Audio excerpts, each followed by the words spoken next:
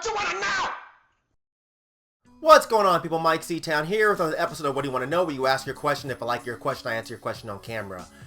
Yes, it's been a long time since I've done a video. It's been a long time since I've done a What Do You Want to Know video. And, you know, every time I take a break, I always come back and I'm like, oh, I'm going to do better, guys. I'm going to try to do more videos. But am I really? Like, am I? Or is it just the fact that I fucking suck?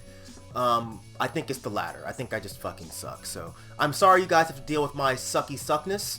But today we're going to talk about something that's kind of interesting. So, yeah, the question comes from Val, and Val says, professional critics often seem as though they don't have enough time to digest all the projects coming out during the year. Even in hip-hop alone, you'll see 3 to 10 projects released a week, which seems like an impossible task to accomplish given how in-depth one has to look at the work before sitting down to write their thoughts. I wanted to ask you, as a professional critic, if you think albums are given a fair look at in order to process their content given how quickly these reviews are written and published. Oftentimes, I see reviews from critics published just a few days after the album is released. I understand some publications will receive advanced copies, but this may not be the case for independent or low-profile artists, which make up a large majority of releases. A recent example of this was Drogas Wave, which was above average in length and was densely layered with content. It was interesting to see how much content critics missed in the first round of reviews, and later reviews were the only ones that gave the project a fair, in-depth look, such as your review with DEHH. It brings into question how many projects might be overlooked / critically panned because of the breakneck pace critics are forced to publish content. Okay, Val, first off, thank you for the question. I do want to start this off by clearing something up, though. I am not a professional critic. No one at Dead End Hip Hop is a professional critic. This is not our main source of income. If it was, we definitely would not miss as many albums as we are forced to miss. It'd be great if all we had to do was listen to music and talk about music and we got paid enough money to handle our lives with that, but that's just not the case. I actually don't even know many professional critics personally at all. The homie Anthony Fantano is really the only one that comes to mind, and I don't even know if he would consider himself a professional critic. I know I would think of him that way, but yeah, I don't know. I've never asked him. But anyway, I think this is a very important distinction that needs to be made because it affects how music is consumed and reviewed. Someone who has to set aside time to listen to music versus someone who is literally paid to do nothing but that. There is a bit of a difference there. So yeah, music is created, released, and consumed so quickly these days that if you're trying to be a critic that covers a lot of ground, I would imagine it's extremely difficult to do unless you do that solely for a living and nothing else. For the rest of us, it's really next to impossible. You know, again, this is why Dead End Hip Hop misses so many albums that come out. You know, and I know we said this a million times, but I'll say it 1,000,001. We all have other jobs and other responsibilities, so doing nothing but listening to music all day is simply not an option for us, even though we all wish that it was. And we do thank you guys for everything that you do to help us get closer to that. But yeah, as far as other people's reviews go, there are only a few that I actually pay attention to, people and publications. And I'm not going to name them because I'm sure I'll forget one or two, and then I'll get some whiny ass messages about me, why you don't like my reviews. So we're not even going to get into that. But I only check out reviews for albums because I'm curious as to how others are processing the art and if it meshes with my opinion or not. And a lot of times I miss certain elements that someone else might catch and vice versa, and that kind of enhances the listening experience for me. However, if it's an album that I'm reviewing myself, then I won't check out the review until after I've filmed mine. That way my opinion isn't tainted at all. And the way I feel about this is if I didn't catch certain things myself before recording my video, then it comes across as really disingenuous if I just copy off of what someone else said. Because then, is it really even my review? All that's to say, I really can't make an all-encompassing statement on what everyone else catches and misses because I don't pay attention to most of them. But I know that there's definitely a trend of trying to get your review out before everyone else's. I'm not sure why that is a thing, but it's definitely a thing. And here's my thing. And this may sound crazy, but in my opinion, I definitely think that some people are able to do this perfectly fine and some people aren't. Me personally, I need to listen to an album at least 3 times before I feel comfortable giving my opinion on it. I know I've said this before and I'm repeating myself, but I feel like a lot is missed with that first listen. You know, that first time it's just a cursory listen. You know, that next listen is where you really start to notice certain nuances and pick out different elements and things going on within the music. And then for me, that third listen is where all the details come together and you can really take in the album as a whole. But this is strictly a personal thing. I don't hold everyone else to this 3 listen rule.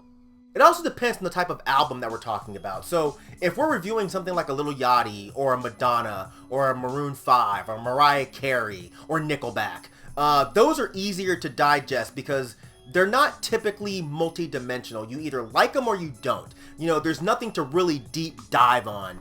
But if it's a more dense album like the Lupe album that you mentioned, or a Kendrick album, or an A$AP Rock album, or a Current 93 album, or some atmospheric black metal album, you know, I feel like those need a bit of time to dissect and digest. But again, I can only speak for myself. But I feel like when you sit with an album longer, you start to pick apart certain things that you would not have caught in the beginning. And to me, that makes your review a lot more full. But some people can get what they need to get out of an album within a listen or two. And also, it kind of depends on what you're going to that reviewer for. You know, out of the reviewers that I feel like I have a semi-personal connection with, I think we all do this very, very differently. Only talking about YouTube reviewers, you know, Fantano reviews shit differently than, say, a Luke James, who talks about music differently than, say, Spectrum Pulse, who definitely talks about music differently than, say, a Granddad Wooly. And the thing is, certain people go to reviews for certain things. Then they dismiss the fact that reviewers are just people talking about music. The only thing that makes us any different from you guys is how we process the music and how we articulate our opinions. The problem comes in when people start to consider reviewers as a monolith. They think we all need to review albums the exact same way, and that's just not the way it works. I do think that if you're going to do album reviews in a public setting, you do have a responsibility to do your due diligence when it comes to critiquing the art. You need to listen to it. You need to understand it, or try to, before you actually speak on it. Otherwise, why bother putting your opinion out in the open? But all reviewers still don't have to be the same. Some people simply aren't the type of reviewers that need to break down every single nook, cranny, and nuance of an album. Some people just want to tell you whether or not they enjoyed the music. They want to tell you, oh, the production is cool, the rapping is cool, hey man, the riffs are tight, and the drums are good. And that's it. And that's okay, because sometimes that's all you guys want to hear. Not everyone needs to give some crazy collegiate dissertation on an album. However, if you are presenting your review in that manner and you drop the review the day after the album comes out and you end up making an ass of yourself because you clearly didn't give the album enough processing time and you end up missing half the symbolism or whatever, or you just get the entire meaning of the album wrong, then you have no one to blame but yourself. And you really can't expect people to take you seriously when you do that. I have definitely seen people shit out reviews for albums very quickly and get all kinds of shit wrong. And I don't mean like, oh, they like it and I don't, so they're wrong. No, that's bullshit. That's not what I'm talking about. I'm saying they get lyrics wrong, they get references wrong, they get song meanings wrong. And sure, that could still happen if they listen to the album 20 times in a row. But it's a lot more likely to happen when you only listen to it once and then you try to discuss it. And the thing about it is, I don't know why there's this need to get reviews out quicker than other people. Like, I don't know why it's this weird competition. I don't know where this came from, because I seriously doubt the artists themselves care about the reviews coming out in a day or two. I don't know, maybe some artists do like the review, if it's positive, to come out sooner because it might assist with first week sales, but I don't typically deal with those types of artists, so I don't care. And none of the artists that I talk to care about that kind of stuff either.